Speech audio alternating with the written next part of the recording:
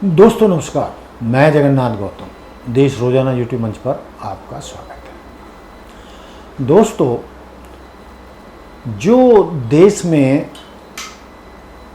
वर्तमान राजनीतिक स्थिति है उसमें देश का लगभग 20% दलित अपने आप को ठगा महसूस कर रहा है। उसकी समझ में नहीं आ रहा है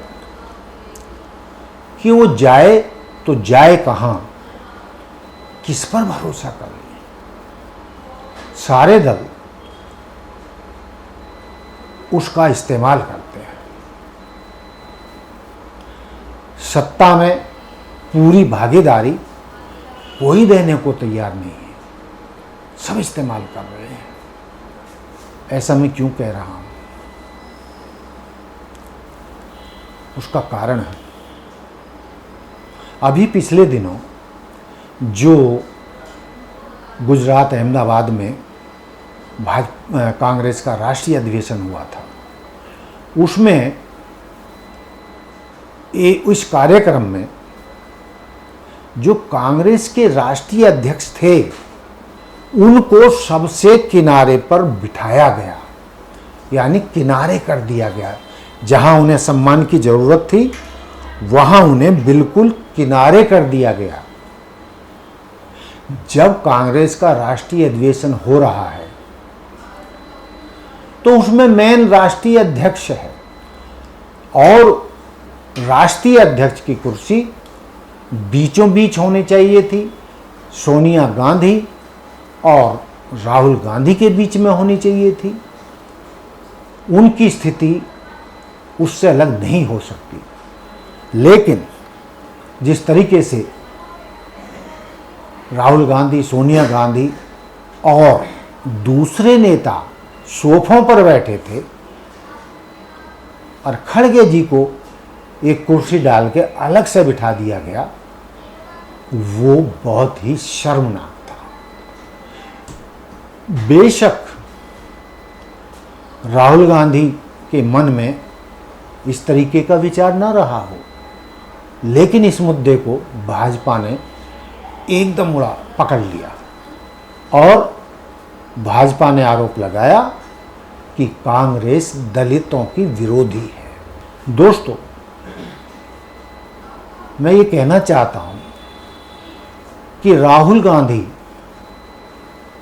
कदम फूंक फूंक कर रखें, क्योंकि ये छोटी छोटी चीजें समाज का हर वर्ग बहुत बारीकी से देखता है, उस पर पैनी नजर रखता है कि कौन सा राजनीतिक दल उनके समाज का सम्मान कर रहा है या अपमान कर रहा है। हालांकि जो भाजपा है उसने जो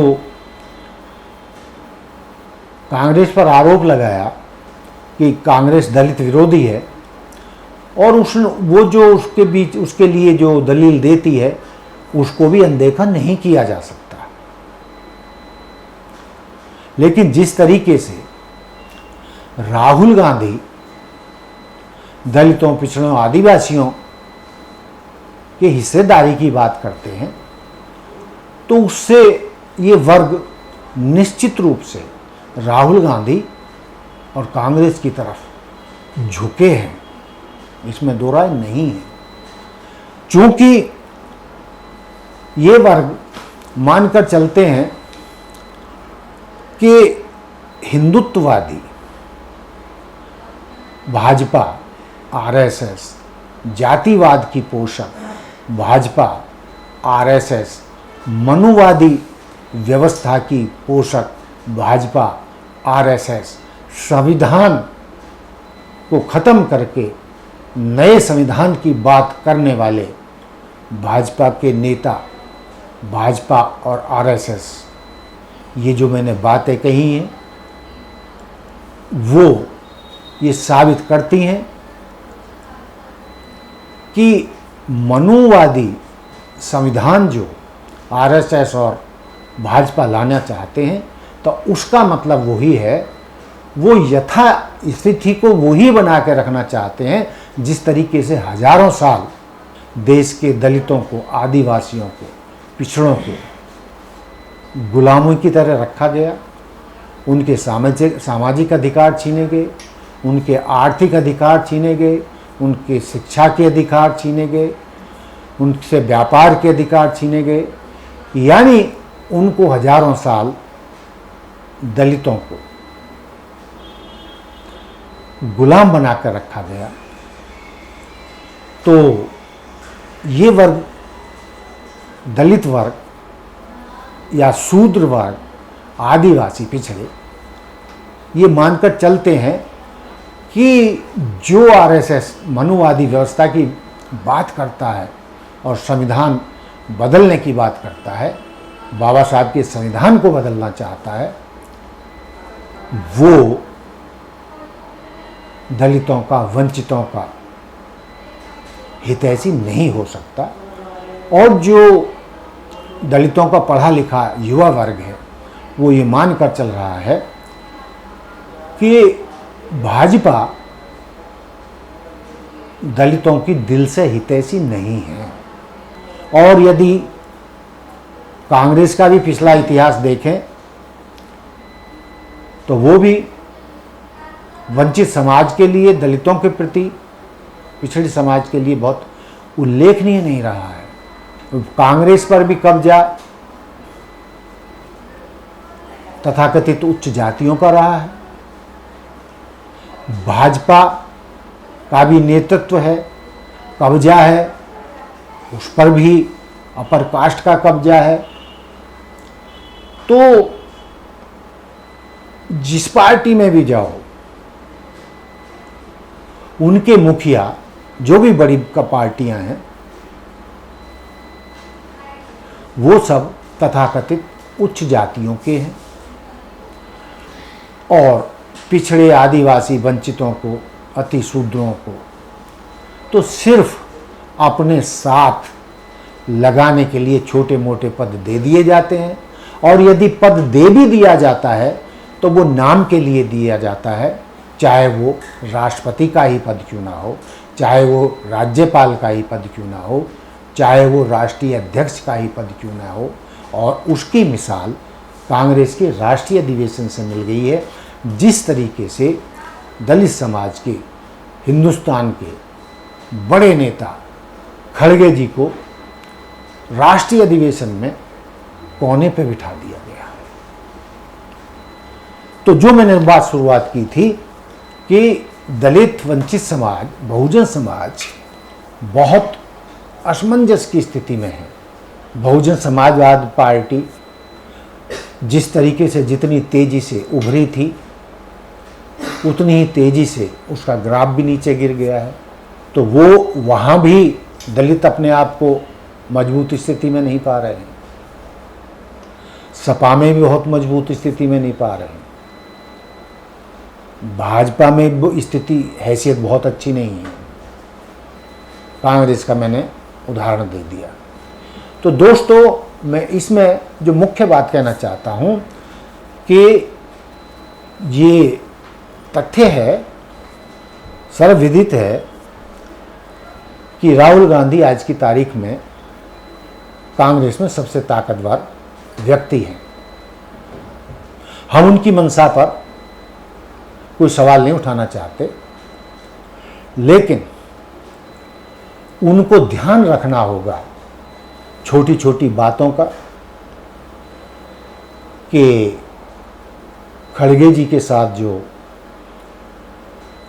अहमदाबाद के राष्ट्रीय अधिवेशन में हुआ, ऐसा भविष्य में ना हो। यदि इस तरीके की गलतियां छोटी बड़ी कांग्रेस में घटित होती रहीं और देश के दलित, आदिवासी, वंचित समाज को ये लगा कि कांग्रेस भी उनका इस्तेमाल करना चाहती है, तो फिर कांग्रेस के लिए भी सत्ता में लौटना मुश्किल होगा। और अंत में ये कहते हुए कि दलित, बहुजन समाज, वंचित समाज, आदिवासी समाज अपनी राजनीतिक पहचान पाने के लिए संघर्षरत है, संघर्ष कर रहा है और वो किसी भी ऐसे राजनीतिक दल को स्वीकार नहीं करेगा जहां संविधान का अपमान होता हो, जहां दलित आदिवासी का अपमान होता हो और जहां उनको पूरा अधिकार न मिलता हो। तो दलित भी सचेत हैं, भाजपा, कांग्रेस और अन्य क्षेत्रीय दलों को भी सचेत रहना होगा कि यदि उन्होंने दलित, बहुजन समाज, वंचित समाज, आदिवासी समाज को किनारे करने की कोशिश की और केवल उनका राजनीतिक इस्तेमाल किया, तो उन राजनीतिक दलों को इसके राजनीतिक खामियाजे भुगतने पड़ेंगे।